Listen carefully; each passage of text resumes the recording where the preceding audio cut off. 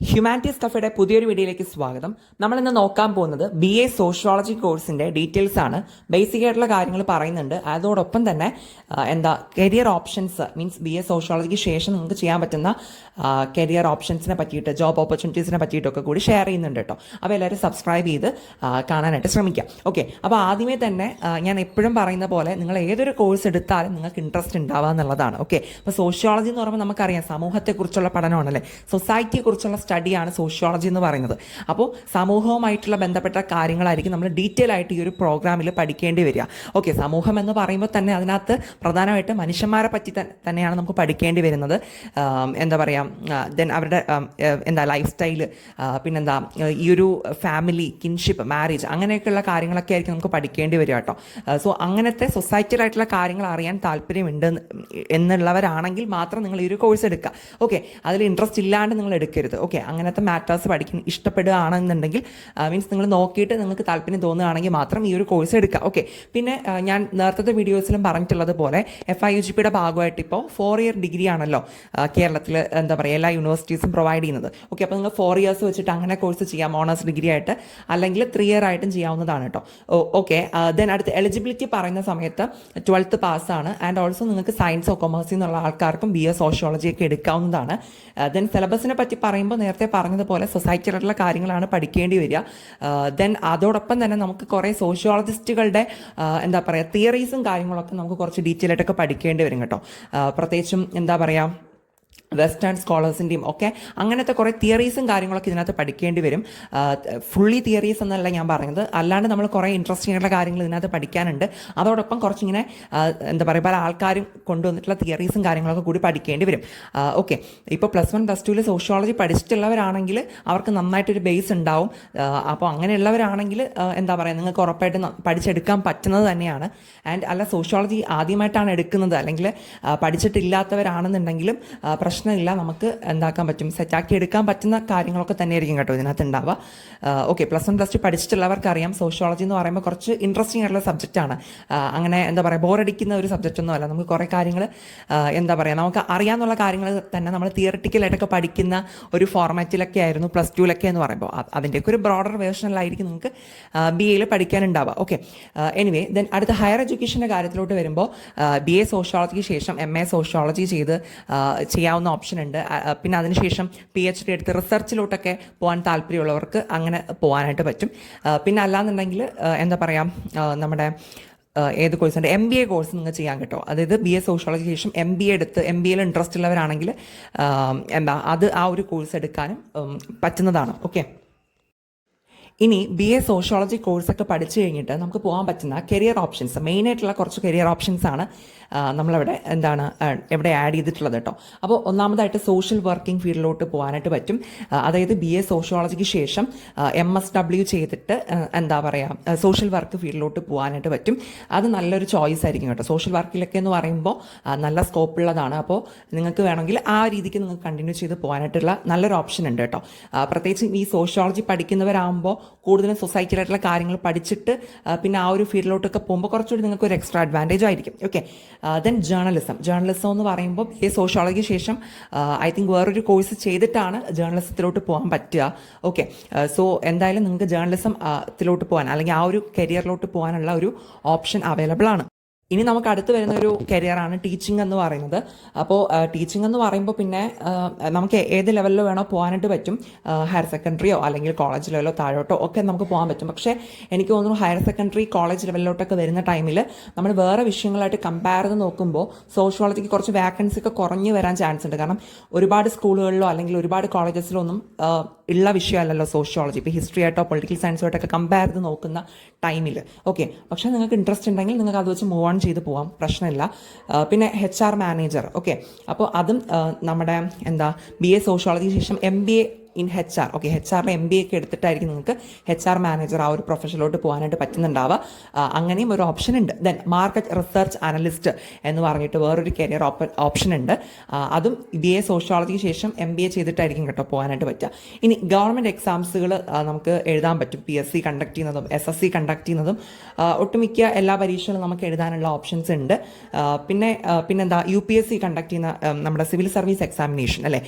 അപ്പോൾ ഒരു all India level എക്സാമിനേഷനാണ്.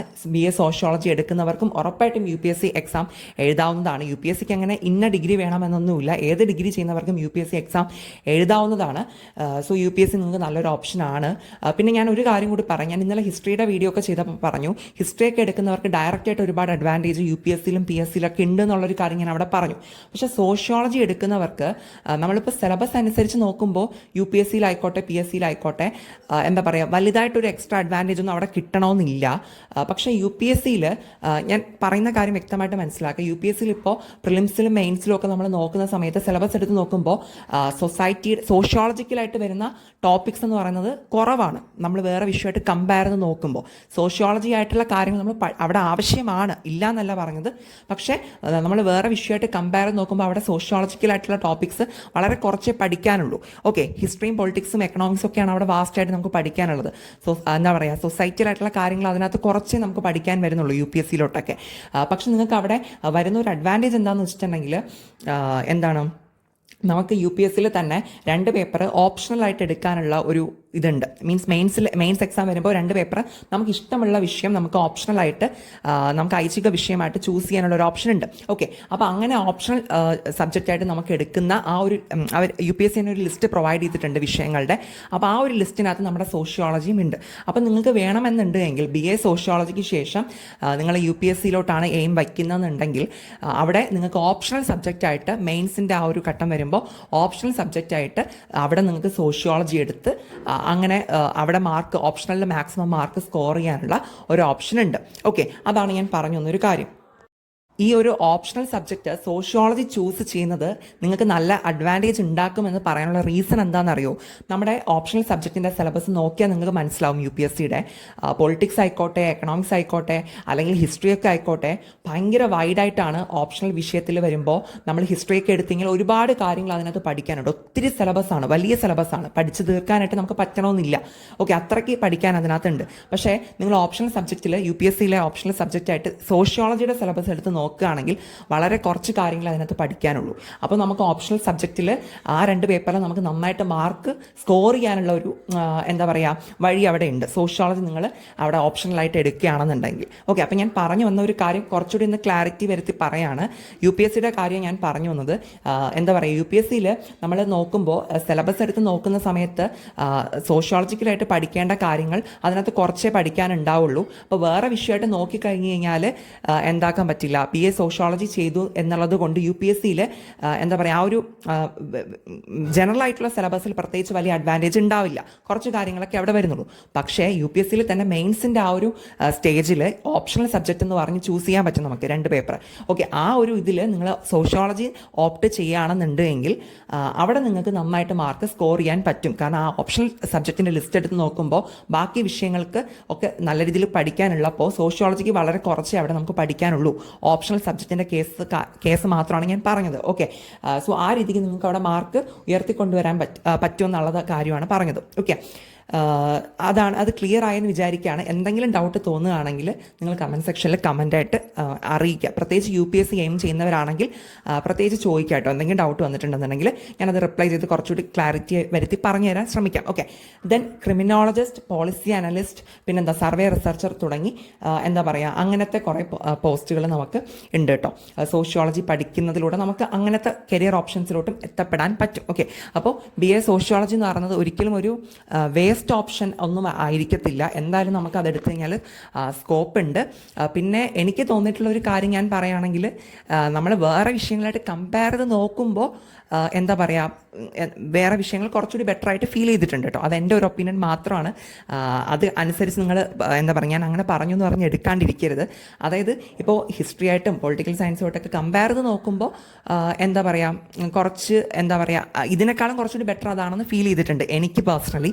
അത്രയേ ഉള്ളൂ കാര്യം. പക്ഷെ നിങ്ങൾക്ക് ഇൻട്രസ്റ്റ് ഉണ്ടെന്നുണ്ടെങ്കിൽ സോഷ്യോളജിയാണ് നിങ്ങൾക്ക് താല്പര്യമെങ്കിൽ ഉറപ്പായിട്ടും നിങ്ങൾ സോഷ്യോളജി എടുത്ത് മുന്നോട്ട് പോകുന്നത് നല്ലതായിരിക്കും. കാരണം നിങ്ങളുടെ ഇൻട്രസ്റ്റ് ആണ് അറ്റ് ദ എൻഡ് നിങ്ങൾക്ക് അത് പഠിക്കാൻ പറ്റുക. നിങ്ങൾക്ക് അതിൽ ഏത് ജോബിലോട്ട് പോയാലും അത് അത് നിങ്ങൾക്ക് നന്നായിട്ട് ചെയ്യാൻ പറ്റുക എന്നുള്ളതാണ് ഇമ്പോർട്ടൻ്റ് ആയിട്ടുള്ള കാര്യം. ഓക്കെ, മറ്റുള്ളവരുടെ അഭിപ്രായമല്ലല്ലോ. ഓക്കെ, അപ്പോൾ അതുകൊണ്ട് തന്നെ നിങ്ങൾക്ക് ഇൻട്രസ്റ്റ് ഉണ്ടെന്നുണ്ടെങ്കിൽ നിങ്ങൾക്ക് പോകാവുന്നതാണ്. ഒരിക്കലും ഒരു റിഗ്രറ്റ് അടിക്കേണ്ട അവസ്ഥ വരില്ല. കാരണം ഇങ്ങനെ കുറേ ഓപ്ഷൻസ് അവൈലബിൾ ആണ്.